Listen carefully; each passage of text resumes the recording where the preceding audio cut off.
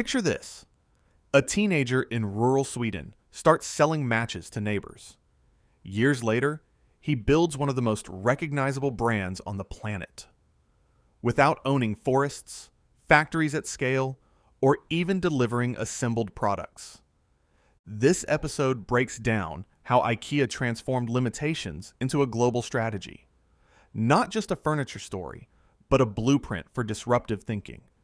Stay with me, because the turning point isn't where you expect it. A boy, a bike, and a relentless instinct to sell. The story begins in 1943 with Ingvar Kamprad, just 17 years old. Living in Småland, Sweden, a region known for thriftiness, he launches a mail-order business. At first, it's not furniture. It's small goods, pens, wallets, picture frames, anything he can buy, cheap and resell. Kamprad's edge wasn't innovation. It was obsession with cost. He constantly asked one question: how do I make this cheaper without killing quality? That mindset becomes the DNA of IKEA.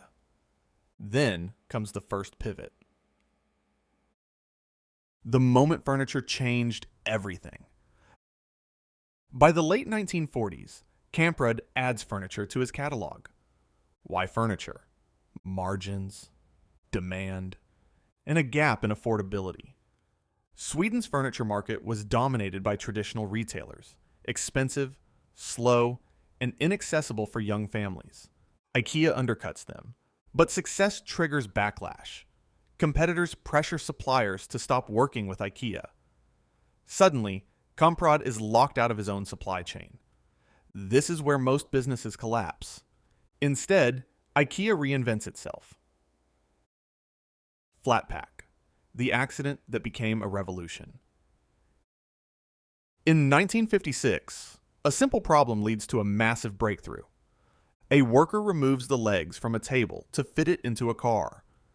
That small decision becomes the foundation of flat pack furniture. Shipping costs drop. Storage becomes efficient. Customers assemble products themselves.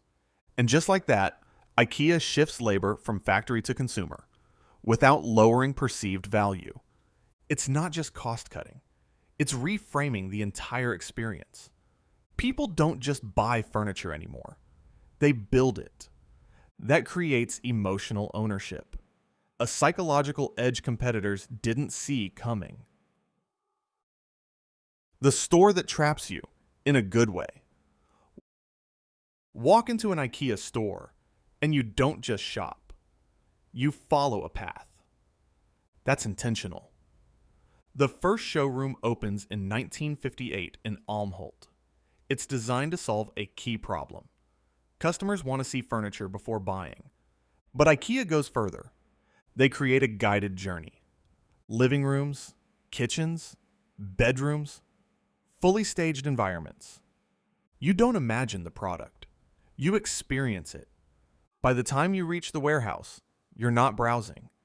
You're committed. Add in low-cost meals, like Swedish meatballs, and suddenly, IKEA isn't just a store. It's a destination. And the longer you stay, the more you buy.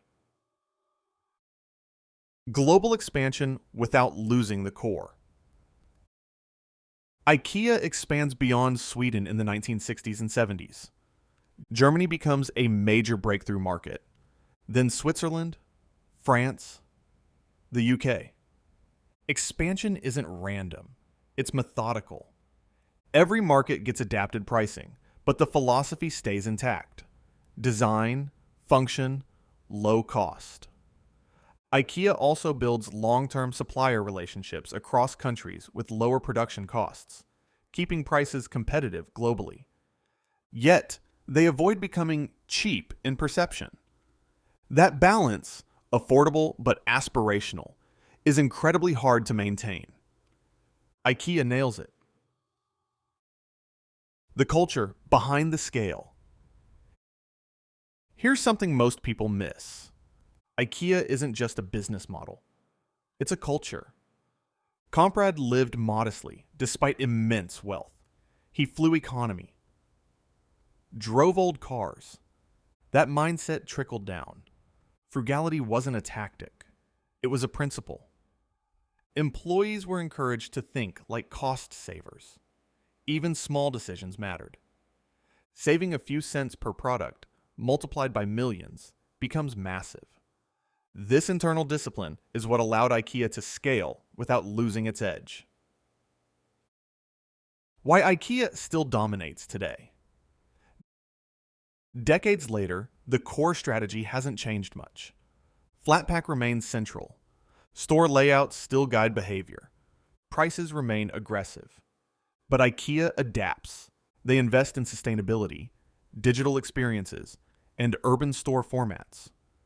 They experiment with smaller city stores, online ordering, and circular economy initiatives like furniture buyback programs. They evolve without abandoning their foundation. That's rare. The real lesson behind IKEA's rise. IKEA didn't win because it had better furniture. It won because it redesigned the system around the customer. When suppliers blocked them, they integrated. When costs rose, they shifted the burden creatively. When competition copied them, they doubled down on experience. The real insight: constraints don't limit great companies. They shape them. Where this leaves you. Next time you assemble a piece of IKEA furniture, think about what you're actually doing. You're participating in one of the most efficient business models ever created. And maybe, just maybe, the friction you feel while tightening that last screw is exactly what made the company unstoppable.